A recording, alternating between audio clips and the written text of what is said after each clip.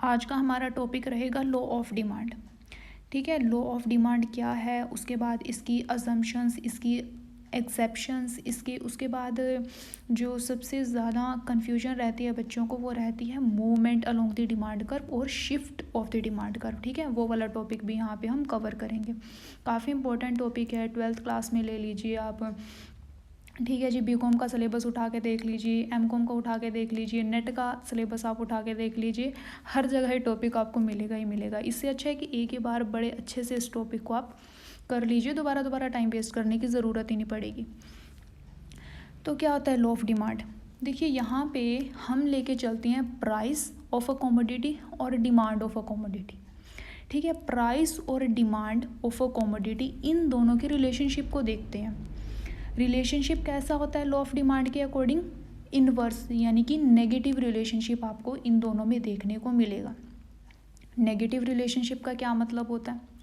मतलब कि अगर कोई भी कमोडिटी है, उसका अगर प्राइस बढ़ा तो उसकी डिमांड क्या होगी? कम होगी। Price increase, demand decreases. ठीक है, अब दूसरी जगह लेके चलते हैं, प्राइस अगर कम हुआ तो डिमांड बढ़ेगी। ठीक है, यही रिलेशनशिप देखिए मैं आपको लिख के बताती हूँ एक बारी कैसे है।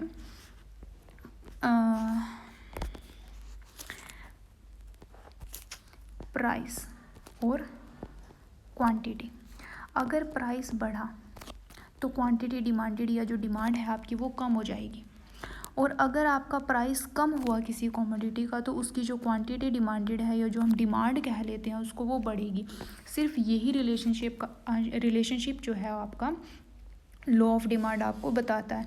और इसको हम नेगेटिव रिलेशनशिप, देखिए एक बढ़ रहा है एक कम हो रहा है ना, फिर उसके बाद दूसरा कम हो रहा है, ये जो प्राइस है फिर कम हो रहा है और उसके बाद क्वांटिटी बढ़ रही है, तो उल्टा है ना, नेगेटिव है ना रिलेशनशिप। इसी को हम inverse relationship of price and quantity demanded कह देते हैं according to law of demand. ये चीज़ हमारी इसमें चलेगी आगे। उसके बाद ये देखिए आगे यही लिखा हुआ है कि there is an inverse relationship between price of the commodity and its quantity demanded. आगे हमारे पास कुछ फीचर्स हैं लॉ ऑफ डिमांड के, क्या क्या फीचर्स होती हैं, है ना। तो पहली चीज़ इनवर्स रिलेशनशिप, वो हम कर चुके हैं, प्राइस और क्वांटिटी डिमांडेड के बीच में इनवर्स रिलेशनशिप होता है, एक बढ़ेगा तो दूसरा कम होगा। ठीक है, उसके बाद है other things remaining the same. Other things का क्या मतलब है? रिलेटेड गुड्स के प्राइस, या फिर कंज्यूमर की इनकम हो गई, या फिर कंज्यूमर के टेस्ट प्रेफरेंसेस हो गए, या फिर कंज्यूमर की एक्सपेक्टेशंस हो गई फ्यूचर से रिलेटेड, या फिर गवर्नमेंट की पॉलिसीज़ हो गई, या फिर कुछ वेदर कंडीशंस हो गई, तो ये अदर थिंग्स होती हैं। ठीक है, इन अदर थिंग्स को बिल्कुल कांस्टेंट माना गया है। अगर ये चीज़ें कांस्टेंट रहेंगी बाकी की चीज़ें, तो तभी ये जो लॉ ऑफ डिमांड है वो आपका काम करेगा। ठीक है, यानी कि यहाँ पे बाकी सभी चीज़ों को कांस्टेंट रख के चेंज किस में होगा? सिर्फ प्राइस ऑफ द कमोडिटी। ठीक है, सिर्फ प्राइस का यहाँ पे हमने इफ़ेक्ट देखना है डिमांड के ऊपर, बाकी सभी चीज़ों का मान के चलेंगे कि बाकी सभी चीज़ें बिल्कुल जैसे पहली थी वैसे ही अभी हैं, उनका कोई भी फ़र्क नहीं पड़ रहा हमारी डिमांड के ऊपर। बाकी ये चीज़ें जो other things remaining the same है ना, ये अजम्पशंस में बहुत अच्छे से करवाऊंगी मैं आपको, एक एक पॉइंट क्लियर करवाऊंगी कि क्या चीज़ें होती हैं। नेक्स्ट हमारे पास आ जाता है states only direction not the degree of change. अब देखिए ये तो हमें पता चल रहा है कि प्राइस बढ़ रहा है तो डिमांड कम होगी, लेकिन कितना प्राइस बढ़ेगा और उस कितने प्राइस बढ़ने से कितनी डिमांड कम होगी, ये हमें लॉ ऑफ डिमांड नहीं बताता। ये हमें कौन बताएगा? ये हमें बताएगा इलास्टिसिटी ऑफ डिमांड। ठीक है, इलास्टिसिटी ऑफ डिमांड वाला जो हमारे पास कॉन्सेप्ट आएगा ना, वो हमें बताएगा कि कितने डिग्री का चेंज आया, यानी कि कितना प्राइस चेंज होने से कितनी डिमांड कम या ज़्यादा हुई। ठीक है, ये चीज़ हमें कौन बताता है? Elasticity of demand. Law of demand तो हमें सिर्फ ये बता देगा कि प्राइस बढ़ेगा तो डिमांड कम हो जाएगी, कितनी कम होगी ये नहीं बताएगा। उसके बाद नेक्स्ट हमारे पास आ जाता है price and independent variable and demand dependent variable. देखिए इंडिपेंडेंट वेरिएबल वो होता है जिसके ऊपर कोई फ़र्क नहीं पड़ता। यानी कि प्राइस के चेंज होने से ही तो डिमांड पे फ़र्क पड़ेगा ना, डिमांड कम या ज़्यादा होगी। तो डिमांड डिपेंड करती है किसके ऊपर? प्राइस के ऊपर। समझने की कोशिश कीजिए, डिमांड किसके ऊपर डिपेंड करेगी? कमोडिटी के प्राइस के ऊपर। ठीक है, इसलिए जो प्राइस है वो इंडिपेंडेंट वेरिएबल है और जो डिमांड है वो डिपेंडेंट है। डिपेंड किसके ऊपर करती है? प्राइस के ऊपर। ठीक है, उसी कमोडिटी के प्राइस के ऊपर। नेक्स्ट हमारे पास है slopes downward from left to right. इसको नेगेटिव स्लोप भी बोलते हैं। ठीक है, ये आगे मैंने डिमांड कर्व लिया हुआ है तो समझाती हूँ कैसे होता है। ये देखिए, ये डिमांड कर्व है आपके पास। ये हमारे पास, इसमें समझने की कोशिश कीजिए, वाई एक्सिस है। वाई एक्सिस के ऊपर हमारा दिया हुआ है प्राइस और जो एक्स एक्सिस है उसके ऊपर हमारा दिया हुआ है क्वांटिटी। ठीक है, अब देखिए प्राइस 1 है तो यहाँ पे जो क्वांटिटी डिमांडेड है या जो क्वांटिटी है वो कितनी है? 4 यूनिट्स की डिमांड हो रही है। अगर एक रुपये का प्राइस है, अगर ये प्राइस 1 से बढ़कर 2 हो गया, ठीक है, प्राइस क्या हुआ? इंक्रीज़ हुआ, तो डिमांड क्या होगी? According to law of demand, अगर प्राइस बढ़ेगा तो क्वांटिटी डिमांडेड क्या होगी? कम होगी। तो ऐसा ही हुआ, देखिए प्राइस अगर बढ़ गया 2 तक तो जो हमारी डिमांड है वो 4 से कितनी हो गई? 3 हो गई, कम हो गई ना। ऐसे ही नेक्स्ट देखिए, अगर प्राइस 2 से बढ़कर 3 हो गया तो अब जो क्वांटिटी है वो हमारी कितनी हो गई? 3 से घटकर 2 हो गई। तो प्राइस बढ़ा, क्वांटिटी कम हुई, रिलेशनशिप देखने को मिला ना। तो फिर अब ये डिमांड कर्व क्या हुआ? Left to right. ये देखिए लेफ़्ट टू राइट हमारे पास ये रहा डिमांड कर्व। इसको हम डिमांड कर्व बोलते हैं। ये इसको नेगेटिव स्लोप बोला जाता है। ठीक है, ये नेगेटिव स्लोप होता है जो कि हमारे लॉ ऑफ डिमांड के अकॉर्डिंग बनाया जाता है। ठीक है, अब देखिए मैं बना के दिखाती हूँ आपको अपने हाथ से, आपको ज़्यादा अच्छे से समझ में आएगा।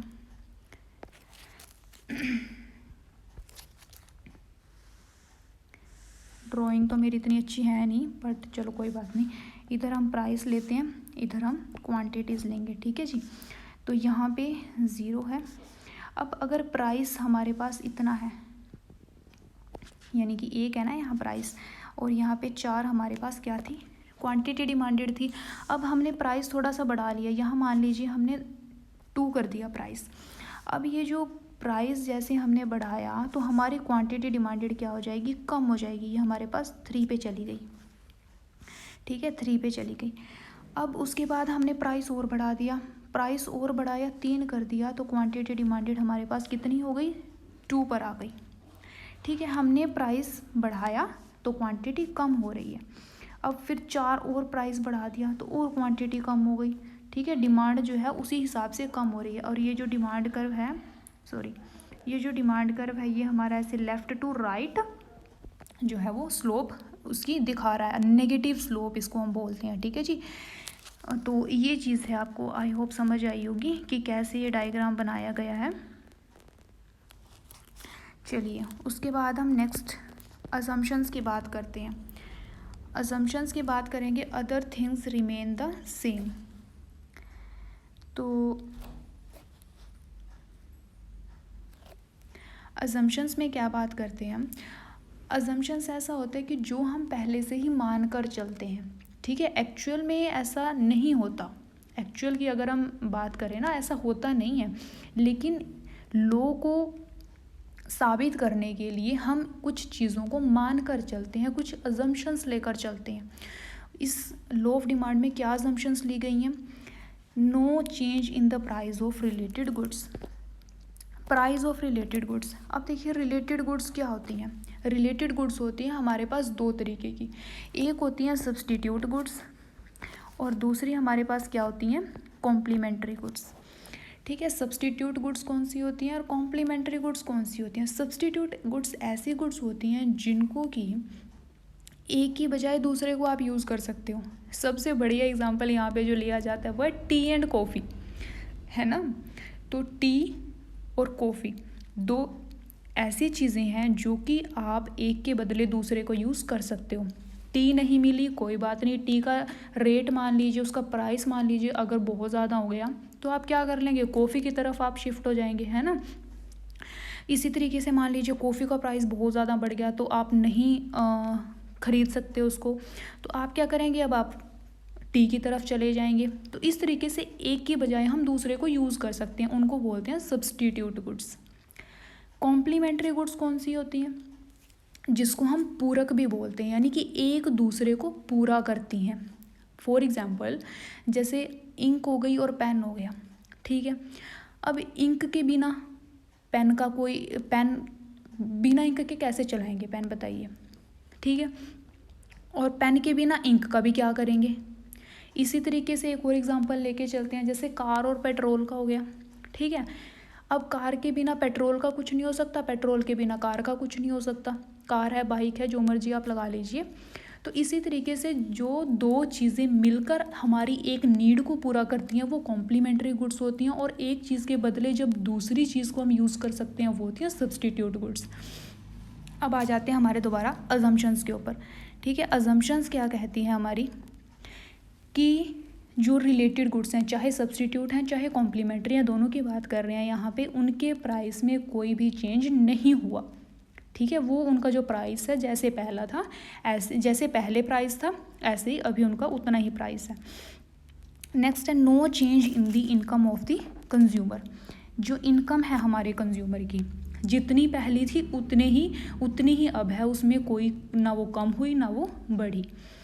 नेक्स्ट है हमारे पास गवर्नमेंट पॉलिसी। गवर्नमेंट भी देखिए टाइम टू टाइम अपनी नई नई पॉलिसीज़ लेके आती रहती है, जिसका हमारे डिमांड के ऊपर, हमारे कमोडिटी के प्राइस के ऊपर काफ़ी फ़र्क पड़ता है, काफ़ी चेंज उसमें आता है। लेकिन हम यहाँ पर मान के चलते हैं कि गवर्नमेंट की पॉलिसीज़ में भी कोई भी चेंज नहीं आया है। उसके बाद है नोट बेस्ड, सॉरी यहाँ पे कुछ गलती हो गई है, यहाँ पे आना चाहिए था taste and preferences of the consumers. तो जो कंज्यूमर के टेस्ट एंड प्रेफरेंसेस हैं वो पहले जैसे ही हैं, ठीक है, वो चेंज नहीं हुए, यानी कि जो कंज्यूमर को पहले चीज़ें पसंद थी अभी भी वही चीज़ें पसंद हैं, ठीक है, उसमें कोई चेंज नहीं आया। और नो चेंज इन एक्सपेक्टेशन क्या होती हैं, फ्यूचर के प्राइजेस को लेकर। मान लीजिए कोई प्रोडक्ट है जिसका हमें पता है कि फ्यूचर में प्राइस बढ़ेगा, तो हम क्या करते हैं, अभी से उसकी ज़्यादा परचेजिंग करना स्टार्ट कर देते हैं कि फ्यूचर में तो इसका प्राइस बढ़ जाएगा, अभी ख़रीद लेते हैं, ठीक है। या हमें ऐसा पता है कि फ्यूचर में इसका प्राइस ना गिरने वाला है, तो हम क्या करते हैं, हम यही सोच लेंगे कि चलो कोई बात नहीं, थोड़े टाइम बाद ख़रीद लेंगे क्योंकि इसका जो प्राइस है वो कम हो जाएगा बाद में, ऐसा करते हैं ना। तो यहाँ पे बोला है कि एक्सपेक्टेशंस जो है ना कि फ्यूचर में प्राइस बढ़ने की या घटने की, तो वो उसमें भी कोई चेंज नहीं हुआ। तो किसी भी चीज़ में कोई भी चेंज इन्होंने नहीं बताया, सभी की सभी चीज़ें जो हैं बिल्कुल सेम रहेंगी। आगे no distribution of income and wealth, no change in the distribution आएगा, no change in the distribution of income and wealth of the community, यानी कि जो कम्युनिटी की इनकम और वेल्थ है वो भी जैसी पहले थी वैसी की वैसी ही है, किसी भी चीज़ में कोई भी चेंज नहीं आया। लॉ ऑफ डिमांड हमें क्या बताता है, सिर्फ प्राइस में चेंज आने से डिमांड में चेंज आया, ठीक है। प्राइस घटने बढ़ने से डिमांड में कितना कम या ज़्यादा जो है चेंज आया, वो चीज़ हमें लॉ ऑफ डिमांड बताता है, बाकी सभी चीज़ों को कांस्टेंट रखता है। चलिए, हाँ जी, एक्सेप्शंस काफ़ी इंपॉर्टेंट हो जाती हैं एक्सेप्शंस। इसमें क्या होता है, सबसे पहला है demand increases when price rises and demand decreases when price fall. Positive relation between price and quantity demanded of a commodity. अब यहाँ पे क्या हो जाता है, एक्सेप्शंस में उल्टा हो जाएगा, ठीक है। लॉ ऑफ डिमांड तो हमें क्या कह रहा था कि प्राइस कम होगा तो डिमांड बढ़ेगी, लेकिन एक्सेप्शन कह रही है कि नहीं, अगर प्राइस कम होगा तो डिमांड भी कम होगी, और अगर प्राइस बढ़ेगा तो डिमांड भी बढ़ेगी। यहाँ पे दिखाता है, ये पॉजिटिव रिलेशन दिखा रहा है। देखिए यहाँ पे ये क्या बताएगा हमें, ये बताएगा हमें पॉजिटिव रिलेशन, लेकिन लॉ ऑफ डिमांड हमें बता रहा था नेगेटिव रिलेशन, ठीक है। एक्सेप्शंस वो केसेस हैं जहाँ पे हमारा लॉ ऑफ डिमांड काम नहीं करता। ज़रूरी तो नहीं है ना कि एक चीज़ का प्राइस कम हो गया तो उसकी डिमांड जो है वो बढ़ी जाएगी। बहुत केसेस, अभी हम देखिए कई केसेस करेंगे जहाँ पे आपको लगेगा कि हाँ जो लॉ ऑफ डिमांड है वो काम नहीं करता, ठीक है, अब यहाँ पे उल्टा हो जाता है, अगर प्राइस और डिमांड, अगर प्राइस बढ़ा तो यहाँ पे डिमांड बढ़ेगी कुछ कमोडिटीज़ की, जहाँ पे जिनकी हम एक्सेप्शंस में बात करेंगे। और दूसरी चीज़, अगर प्राइस इनका कम हो गया तो इनकी डिमांड भी कम हो जाएगी। देखिए कौन कौन से ऐसे केसेस हैं, बात करते हैं। पहले तो इसका स्लोप देख लेते हैं। स्लोप जो था, देखिए जब हमने बात की थी लो ऑफ डिमांड की, तो हमने देखा था नेगेटिव स्लोप था, है ना, नेगेटिव स्लोप था लेफ़्ट टू राइट। लेकिन यहाँ पे पॉजिटिव स्लोप आपको देखने को मिलेगा इन केस ऑफ एक्सेप्शन, है ना। देखिए दोनों में डिफरेंस बता देती हूँ आपको। ये देखिए लो ऑफ डिमांड में हमने क्या किया था, ऐसे किया था ना, यहाँ इधर प्राइस लिया था, इधर क्वांटिटी, ऐसे इसमें भी इधर प्राइस और इधर क्वांटिटी। ये एक्सेप्शन, जहाँ लो ऑफ डिमांड काम नहीं करता, ये एक्सेप्शन की बात करेंगे। जहाँ लो ऑफ डिमांड काम करता है, ये हम यहाँ की बात करेंगे, लेफ्ट वाला। ये पॉजिटिव स्लोप गया, कहाँ गया पॉजिटिव स्लोप, जहाँ पे एक्सेप्शंस हैं, ठीक है। तो अब यहाँ पे पहले वाले की बात करते हैं, जहाँ पे लो ऑफ डिमांड काम करेगा। यहाँ हमने बात की थी ना, देखिए जो प्राइस है, अगर प्राइस बढ़ गया तो डिमांड हमारी कम हो जाएगी, ऐसे किया था ना हमने। तो ऐसे ये नेगेटिव स्लोप हो गया था। लेकिन अब इधर पॉजिटिव स्लोप वाले की बात करते हैं। देखिए यहाँ पे प्राइस इतना है तो क्वांटिटी इतनी है। अगर प्राइस बढ़ा तो देखिए यहाँ प्राइस बढ़ा तो यहाँ क्वांटिटी डिमांडेड जो है वो बढ़ गई, कम नहीं हुई, बढ़ गई। ऐसे ही दोबारा से फिर देखिए हम प्राइस बढ़ाते हैं और दोबारा से फिर क्वांटिटी जो डिमांडेड है हमारी वो बढ़ जाती है। समझ आई चीज़। वहाँ पे इन्वर्स रिलेशनशिप था लो ऑफ डिमांड में, एक्सेप्शन में पॉजिटिव रिलेशनशिप है। किसके बीच में, price of the commodity and demand of the commodity. चलिए ये चीज़ आई होप आपको समझ आ गई होगी कि पॉजिटिव।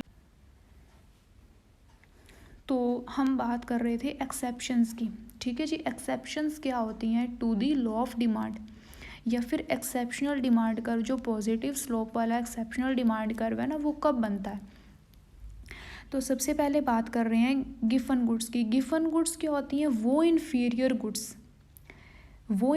गुड्स जब उनका प्राइस कम होता है ना तो उनकी डिमांड भी कम हो जाती है, ठीक है। जब उनका प्राइस कम होगा तो उनकी डिमांड कम होगी, बढ़ेगी नहीं।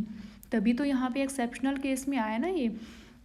तो यहाँ पे क्या होगा, एग्जाम्पल ले लेते हैं बाजरे का, ठीक है। बाजरे को हम इन्फीरियर गुड्स की तरह कंसीडर करते हैं। तो जो बाजरा है, अगर मान लीजिए उसका प्राइस कम हो गया, उसके बाजरे के प्राइस कम होने से जो कंज्यूमर की रियल इनकम है वो क्या हो जाएगी, बढ़ जाएगी। तो अब जो कंज्यूमर है आपका, उसकी रियल इनकम बढ़ने से अब वो बाजरा कम परचेज़ करेगा, ज़्यादा क्या परचेज़ करेगा, वीट, गेहूँ ज़्यादा परचेज़ करेगा, ठीक है। तो एक चीज़ और है, हर इन्फीरियर गुड्स के केस में जो है ये, हर इन्फीरियर गुड्स को आप गिवन गुड्स नहीं कह सकते, ठीक है। लेकिन उन्हीं इन्फीरियर गुड्स को हम गिवन गुड्स कहेंगे जो कि लो ऑफ डिमांड के केस में फेल हो जाती हैं।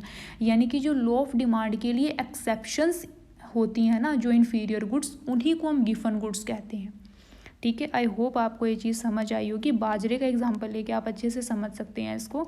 बट ये चीज़ आप ज़रूर याद रखिएगा कि इनके प्राइस कम होने से ना इनकी डिमांड कम हो जाती है, बढ़ती नहीं है।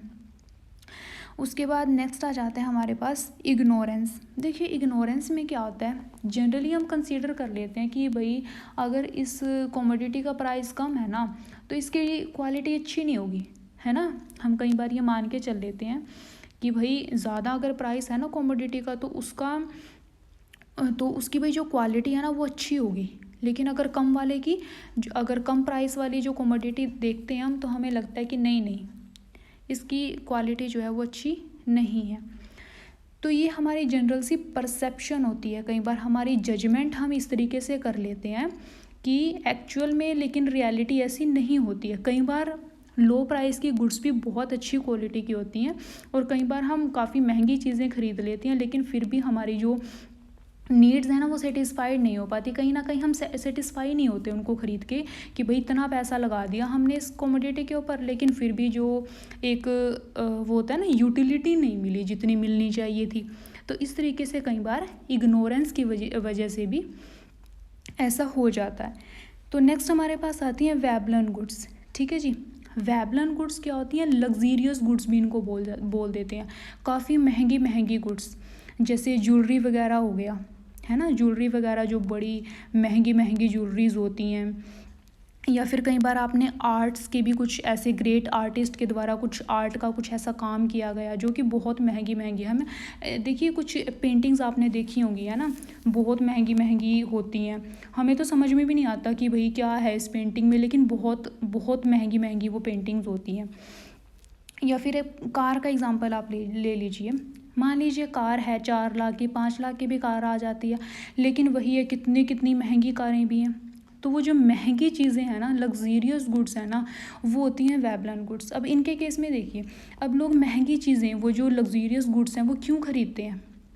लोग उनको जोड़ते हैं अपने स्टेटस सिंबल के साथ, कि जितनी ज़्यादा महंगी चीज़ मैं खरीदूंगा तो कहीं ना कहीं लोग इसको इससे मेरा स्टेटस हाई होगा, है ना, इसीलिए ख़रीदते हैं ना।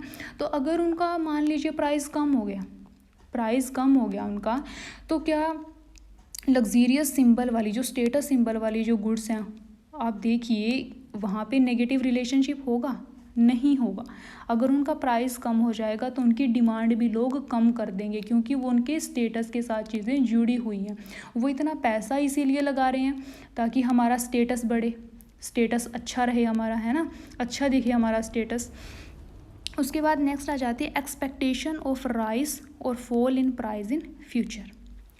वही चीज़ पीछे भी डिस्कस कर चुके हैं ना, एक्सपेक्टेशन वाली, कि जो फ्यूचर में जो हमारी एक्सपेक्टेशंस होती हैं कि प्राइस जो है वो बढ़ेगा। अब मान लीजिए कोई भी कमोडिटी है, उसका प्राइस बढ़ गया, अब ठीक है, उसका प्राइस अभी बढ़ा हुआ है, लेकिन फिर भी हमें पता है कि फ्यूचर में इसका प्राइस और ज़्यादा बढ़ेगा, तो हम क्या करेंगे, हम उसको अभी ख़रीद के रख लेंगे कि भाई फ्यूचर में तो और ज़्यादा प्राइस बढ़ेगा। अब देखिए प्राइस पहले के कंपैरिजन में अभी भी प्राइस बढ़ा हुआ है, लेकिन फिर भी उसकी डिमांड बढ़ रही है। क्यों बढ़ रही है? क्योंकि हमें पता है फ्यूचर में और ज़्यादा इसका प्राइस बढ़ेगा। इसी तरीके से जो एक्सपेक्टेशंस होती हैं वो भी कई बार एक्सेप्शनल केसेस में ले ली जाती हैं। नेक्स्ट हमारे पास आ जाता है नेसेसरीज ऑफ लाइफ। अब देखिए कुछ ऐसी ज़रूरतमंद चीज़ें होती हैं, हमारी रोज़मर्रा की कुछ चीज़ें होती हैं जो कि हमें चाहिए ही होती हैं, चाहे उनका प्राइस कम है या ज़्यादा है। अब मान लीजिए कोई दवाई है, ठीक है, एक ऐसा पेशेंट है जिसको हर रोज़ बीपी या जो शुगर की मान लीजिए उसको टैबलेट लेनी ही पड़ती है, तो चाहे वो टैबलेट महंगी हो जाए लेकिन फिर भी उसको तो वो कंसीडर करनी पड़ेगी, ठीक है, वो नेसेसरी है उसकी, उसको ज़रूरत है उस चीज़ की, उस टैबलेट के बिना वो नहीं रह पाएगा। तो चाहे वो महंगी है चाहे वो सस्ती है, डजेंट मैटर, अब उसको वो ख़रीदनी पड़ेगी और उसको वो खानी पड़ेगी टैबलेट, ठीक है। या फिर कुछ और जैसे राइस, सोल्ट, ये चीज़ें हो गई, वीट, गेहूँ, ठीक है, ये चीज़ें हो गई। तो ये कुछ नेसेसरीज होती हैं हमारी लाइफ की, जो कि सस्ती हो या महंगी हो, हमें जितनी उसको यूज़ करना है उतनी हम यूज़ करेंगे। अब देखिए टैबलेट है, अब मान लीजिए वो सस्ती हो गई टैबलेट, तो क्या आप उसको ज़्यादा खाना स्टार्ट कर दोगे? वो तो अगर दिन में आपने 1 दिन में 2 दिन में 1 टैबलेट लेनी है तो उसी हिसाब से लोगे ना आप। ऐसा तो नहीं है कि उसका प्राइस कम हो गया, कोई बात नहीं, चलो 2 टैबलेट ले लेते हैं अब, तो ऐसा तो नहीं करते ना। तो जितनी ज़रूरत है उसी के हिसाब से वो आपकी चलेगी। नेक्स्ट हमारा आ जाता है वॉर, ठीक है। वॉर के टाइम पे क्या होता है, चीज़ें काफ़ी महंगी हो जाती हैं, आपने देखा होगा, ठीक है। वॉर के टाइम पे चाहे उनका प्राइस भी बढ़ा हुआ है, गुड्स का प्राइस भी बढ़ा हुआ होता है, लेकिन उसके बाद आपको पता है कि बाद में स्टॉक मिलेगा ही नहीं, स्टॉक ख़त्म हो जाएगा बाद में, तो आप क्या करते हो, आप पहले से और ज़्यादा ख़रीद के रख लेते हो, ठीक है। तो वॉर के केस में भी हमारे पास क्या हो जाता है, प्राइस बढ़ने के बाद भी उसकी डिमांड बढ़ती रहती है। Small part of total expenditure, यानी कि नेक्स्ट पॉइंट है हमारा small part of total expenditure, यानी कि जितना हम टोटल खर्चा करते हैं अपना, ठीक है, उनका बहुत छोटा सा पार्ट जो है, बहुत छोटा सा पार्ट है जिसका हमारे टोटल एक्सपेंडिचर का बहुत छोटा सा पार्ट है जो कि हम खर्चा कर रहे हैं। जैसे नमक हो गया, ठीक है, नमक अब जितना आप सब्जी में डाल रहे हो उतना ही डालोगे। ऐसा तो नहीं है ना कि अगर नमक का प्राइस आपका कम हो गया तो आप ज़्यादा नमक डालना स्टार्ट कर दोगे, नहीं करोगे ना ऐसा। अब जैसे माचिस हो गई 1 रुपये की या 2 रुपये की हो गई या 5 रुपये की होगी, क्या ज़्यादा फ़र्क पड़ता है इन चीज़ों से आपके खर्चे में? ठीक है, 20, 50, 100 रुपये का अगर फ़र्क पड़ भी गया एक महीने में आपके कुछ खर्चों में, तो आप उसको ज़्यादा गौर ही नहीं करते कि चलो कोई बात नहीं, 1, 2, 4, 10, 15 रुपये की बात है, कोई बात नहीं। यानी कि आपके टोटल एक्सपेंडिचर का बहुत छोटा सा पार्ट है जो कि उस कमोडिटी के ऊपर खर्चा हो रहा है। ठीक है, तो ये कुछ एक्सेप्शनल केसेस हैं जहाँ पे क्या होता है, जो लॉ ऑफ डिमांड है वो काम नहीं करता आपका। चलिए, ये एक बड़ा इंपॉर्टेंट टॉपिक है। आगे जो आ जाता है हमारे पास, चेंज इन क्वांटिटी डिमांडेड और movement along the demand curve. देखिए, चेंज इन क्वांटिटी डिमांडेड जो है हमारा, उसमें क्या होगा, चेंज इन क्वांटिटी डिमांडेड और movement along the demand curve, यहाँ होता है हमारा extension and contraction of demand. ठीक है, extension and contraction of demand. और दूसरी अगर हम बात करते हैं change in demand and shift of the demand curve, इसमें क्या होता है, इंक्रीज और डिक्रीज इन डिमांड। दोनों में डिफरेंस क्या होता है, देखिए ध्यान से देखिए। चेंज इन क्वांटिटी डिमांडेड हो गया आपके पास, और मूवमेंट हो गई, मूवमेंट और चेंज इन क्वांटिटी डिमांडेड। ठीक है, एक मिनट, देखिए चेंज इन क्वांटिटी डिमांडेड और movement along the demand curve, ये एक चीज़ है। दूसरी चीज़ क्या है, change in demand and shift of the demand curve, ये अलग चीज़ है। तो पहले हम बात कर रहे हैं movement along the demand curve या फिर चेंज इन क्वांटिटी डिमांडेड। अब यहाँ पे क्या होगा, सिर्फ प्राइस में चेंज होगा। इनमें दोनों में फ़र्क पता क्या है, ऊपर वाले में क्या होगा, सिर्फ प्राइस में चेंज होगा। मूवमेंट वाली जो बात कर रहे हैं ना, अगर कमोडिटी के प्राइस में चेंज होने से क्वांटिटी डिमांडेड में चेंज हो रहा है ना, तो क्या होगा, उससे या तो एक्सटेंशन होगा या तो कॉन्ट्रैक्शन होगा डिमांड का। लेकिन दूसरे केस में shift of the demand curve, यहाँ पे क्या होगा, यहाँ पे चेंज प्राइस में नहीं हो रहा। प्राइस को छोड़ के जो बाकी सारे फैक्टर्स थे ना, जैसे प्राइस ऑफ रिलेटेड गुड्स है या इनकम है या इस तरीके की जो बाकी चीज़ें, टेस्ट प्रेफरेंसेस हो गया, जो अदर गुड्स हैं जैसे सब्सटीट्यूट गुड्स या कॉम्प्लीमेंट्री गुड्स के जो प्राइसेस में चेंज होने से जो चेंज हुआ डिमांड में, तो वो चीज़ें हम लेके चलते हैं change in demand and shift of the demand curve. बहुत अच्छे से समझेंगे इस टॉपिक को। ठीक है, अभी तो मैंने सिर्फ छोटा सा ओवरव्यू दिया इस टॉपिक का। चलिए, सबसे पहले हम बात करते हैं चेंज इन क्वांटिटी डिमांडेड, या हम इसका दूसरा नाम ले सकते हैं मूवमेंट अलोंग डिमांड कर्व। इसमें क्या होता है, याद रखिएगा कि सिर्फ प्राइस में चेंज होगा। ठीक है, प्राइस में चेंज होने से आपका क्वांटिटी डिमांडेड में चेंज होगा, और क्वांटिटी डिमांडेड में चेंज होने से ये देखिए लिख रखा है चेंज इन प्राइस अलोन, फिर change in quantity demanded, change in price alone, change in quantity demanded और movement along the demand curve. Movement होगा, शिफ्ट नहीं होगा। ठीक है, प्राइस में चेंज होने से क्या होगा, सिर्फ मूवमेंट होगा। ये चीज़ आप ध्यान रखिएगा। और दो चीज़ें यहाँ पे क्या इंपॉर्टेंट है, वो है हमारे पास contraction and extension of demand.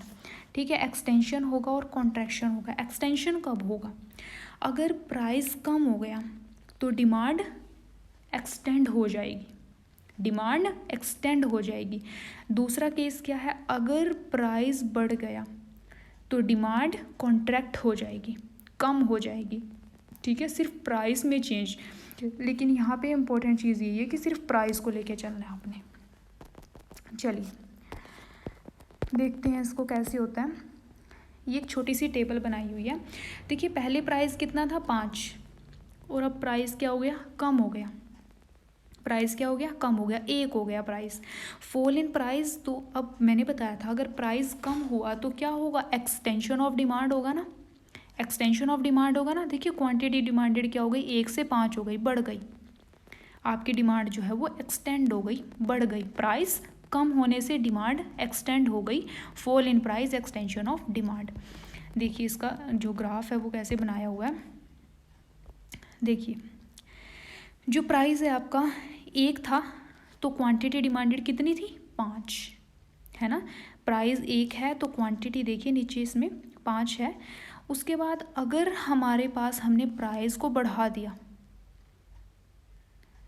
Sorry पहले 5 था, क्वांटिटी डिमांडेड 1 है, हमने प्राइस को क्या कर दिया, कम कर दिया एक से, फिर अब क्या हो गया, हमारी क्वांटिटी जो है वो बढ़ गई, 5 हो गई, तो ये नीचे की तरफ एक्सटेंड हो रहा है। ये चीज़ आप ध्यान रखिएगा, एक्सटेंड होगा तो वो नीचे की तरफ होगा, ऊपर से नीचे की तरफ। देखिए मैं बना के बता देती हूँ आपको कैसे होगा। देखिए पहले हमारे पास जो प्राइस था वो 5 था, 5 से ये देखिए, ठीक है, 1 हमारी क्वांटिटी डिमांडेड है। उसके बाद अब जो प्राइस है वो क्या हो गया, कम हो गया, कितना हो गया, 1 पे फिर जो क्वांटिटी डिमांडेड है वो कितनी है, 5।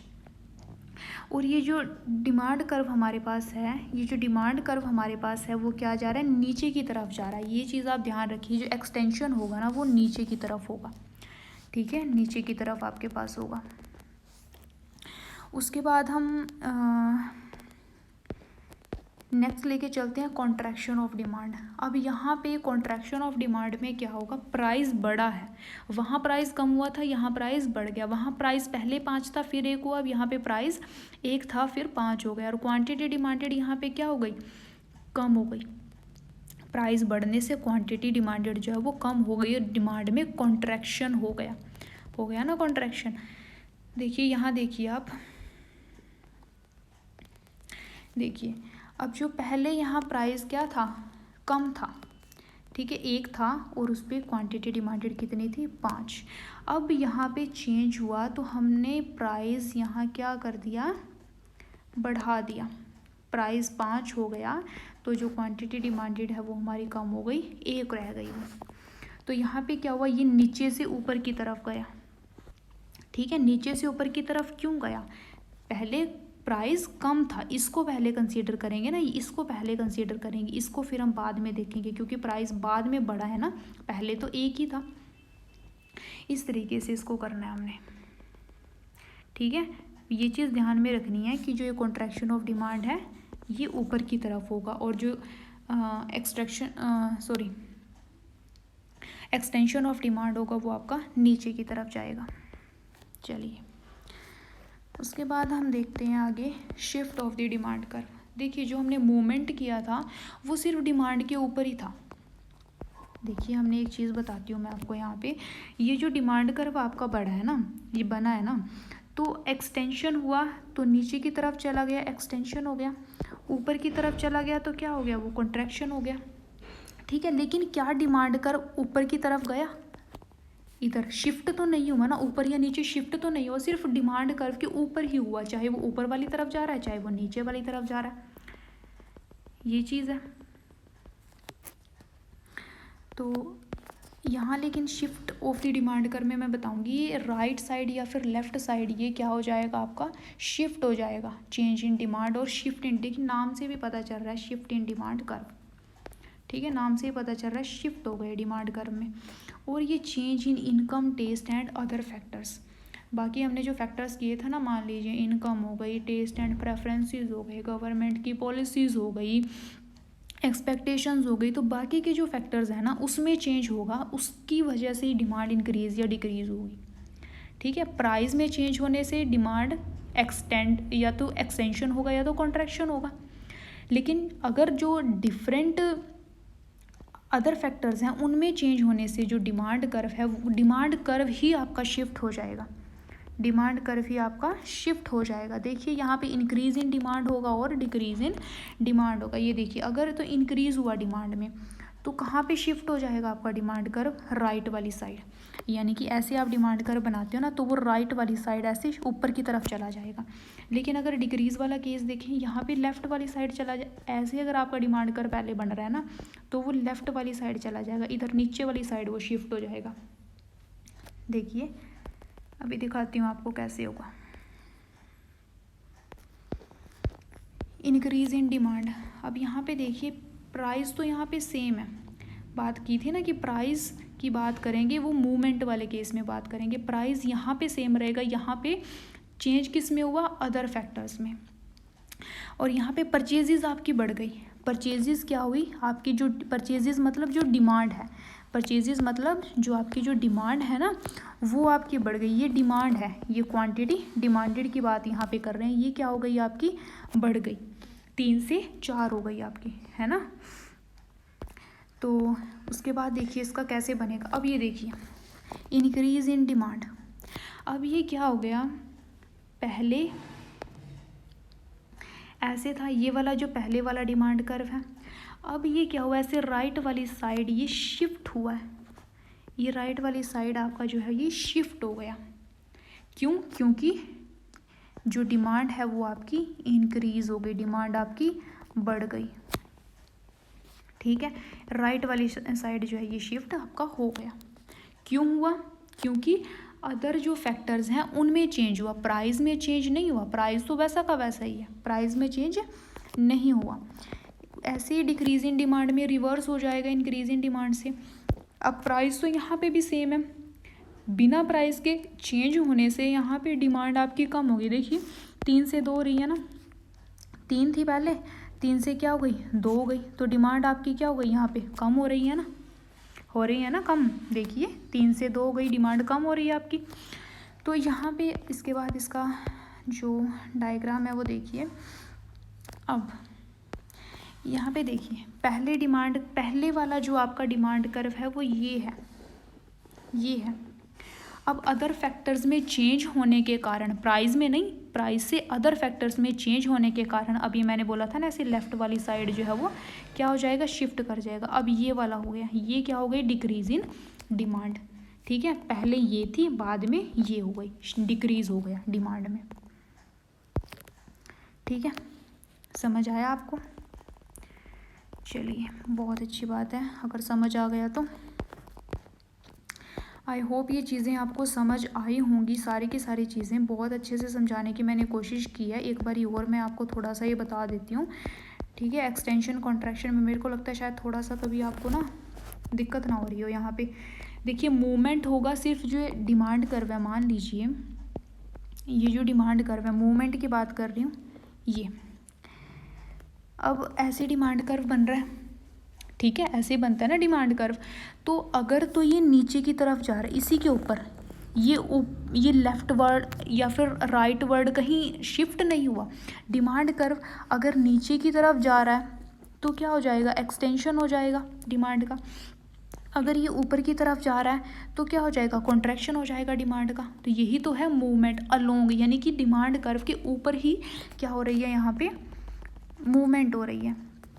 लेकिन इसी तरीके से अगर हम बात करें शिफ्ट, ठीक है, अगर हम बात करें shift of the demand curve, तो शिफ्ट कैसे होगा, शिफ्ट अगर आपकी डिमांड मान लीजिए ये आपका डिमांड कर्व है, ये आपका डिमांड कर्व है, शिफ्ट राइट वर्ड शिफ्ट कब होगा, जब आपका इंक्रीज इन डिमांड होगा। ऐसे हो जाता था ना, राइट वर्ड शिफ्ट हो जाता था इंक्रीज इन डिमांड के केस में, और डिक्रीज इन डिमांड के केस में मान लीजिए ये आपका पहले वाला डिमांड कर्व है, अब ये लेफ्ट वर्ड चला जाएगा, डिक्रीज इन डिमांड होगा ना, जब डिक्रीज इन डिमांड होगा तो अब ये ऐसे बन जाएगा, डिक्रीज वाली साइड क्या हो गया, ये शिफ्ट हो जाता है, ठीक है। ये चीज़ आई होप आपको समझ आई होगी।